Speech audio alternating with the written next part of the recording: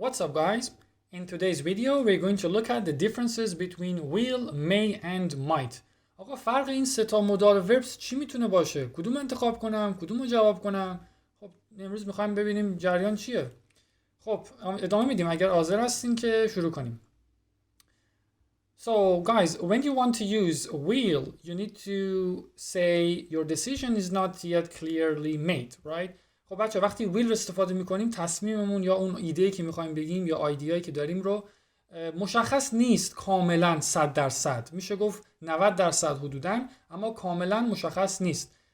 Okay, so when we want to use will, we are not sure exactly or 100% if we want to use the decision is clearly made or not.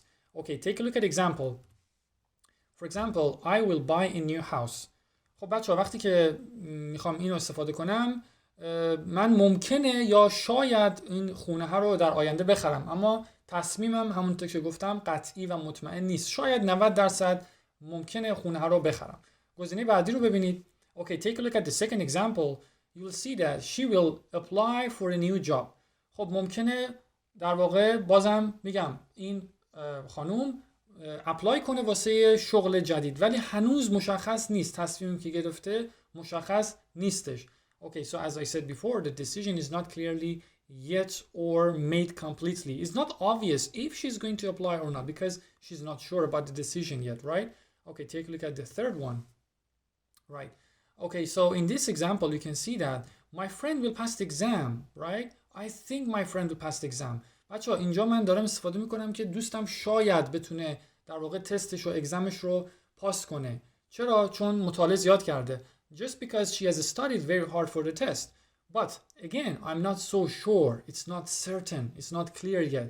خب پس اینجا بازم میگم 100% نیست تصمیمم که گرفتم، زیر 100% هست. درسته؟ چون دوستم مطالعه کرده شاید بتونه در واقع تستش رو همون اگزمش رو یا امتحانش رو پاس کنه. پس بازم میگیم زیر 100% هست این احتمال تصمیم که در واقع گرفته بشه. Okay, what about the difference in may? Where can I use may in some sort of situation which is less possible even? It's even less possible than 90%, right? خب بچه همونطور که گفتیم will حدوداً 90% or you know 90% بود، اما اینجا may میتونه حتی زیر 90% هم باشه. مثلا take a look at example. It may rain tonight. It may rain tonight. خب شاید امروز بارون بباره یا امشب بارون بباره، ولی مطمئن نیستم. Or take a look at the second one. She may like your gift. خب این هدیه رو شاید دوست داشته باشه خانمت، معلوم نیست. شاید هم آره، شاید هم نه، حالا هر چی شد بالاخره باید یه هدیه دیگه بخری براش، right? Maybe she doesn't like the gift. Maybe you need to buy a new one, right? Anyway, so they may call you this evening. خب شاید به زنگ بزنن ها، معلومم نیست. شاید بازم میگم زیر 80% 70% میتونیم بگیم که اون تصمیمی که حالا ایده‌ای که هستش ممکنه انجام بشه. I may be able to help you. I don't know, right? شاید کمکت کنم، بازم مطمئن نیستم. هنوز تصمیم کامل گرفته نشده 100%. همونطور که گفتم زیر 80% میتونه باشه یا حتی کمتر.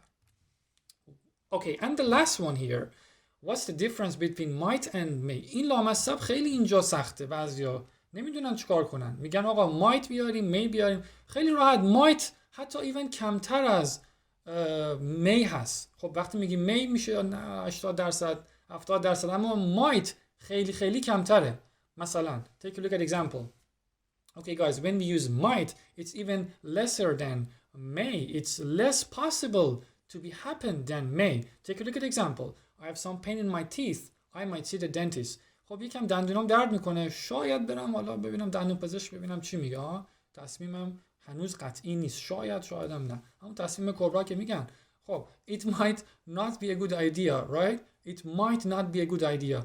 شاید ایده خوبی نباشه. Or for example, you should take an umbrella with you. It might rain today. خب شاید امروز یا امشب یا هر وقت بارون بباره. میدونی باید یه آمبرلا یا حالا چترت با خودت ببری. اگر بارون باره چی؟ پس تصمیم میشه گفت حدوداً زیر 70% یا اصلا 50% یا 30%. احتمال کمه، احتمال خیلی کمه. حالا من اینجا گفتم 20%. Okay, so let's take a look at these examples and we want to see again the different examples of them. Okay, he might get there in time, but I'm not sure. شاید با موقع برسه ولی نمیدونم. حالا میبینیم دیگه آینده. I will go on holiday this summer. من در واقع در آینده تو این حالا تابستونی که میاد ویروس نباشه ها یه هالیدی میرم، یه تعطیلاتی میرم. I will go on holiday this summer but notice me I'm using will so it's less than 100% possible, right? Or she might be upset. She might be upset. یه کاری کردی که ناراحت شده ها. شاید ناراحت باشه، شاید هم نباشه. حالا بالاخره هرچی ممکنه باشه، ممکنه نباشه. Or they may invite us too, right? ممکنه ما رو دعوت کنن. حالا نمیدونیم، وایسیم ببینیم. شاید یه 60-70% احتمالش هست که ما رو دعوت کنن. خب پس دوباره will, may and might. They are all in order. If you want to use will, it's 90% clear. If you want to use may, is less than 100 or even 90%, right? It's not 100%. When you want to use might, it's even 20%, 30% or so, but not 0%, right? Okay. And the last one maybe here, he may like your idea. شاید نظرت خوشش بیاد، معلوم نیست. شاید نظری که دادی خوب باشه، شاید بد باشه. He may like it, right? That's it for today's video, and hopefully we're gonna see each other next video. Like and subscribe.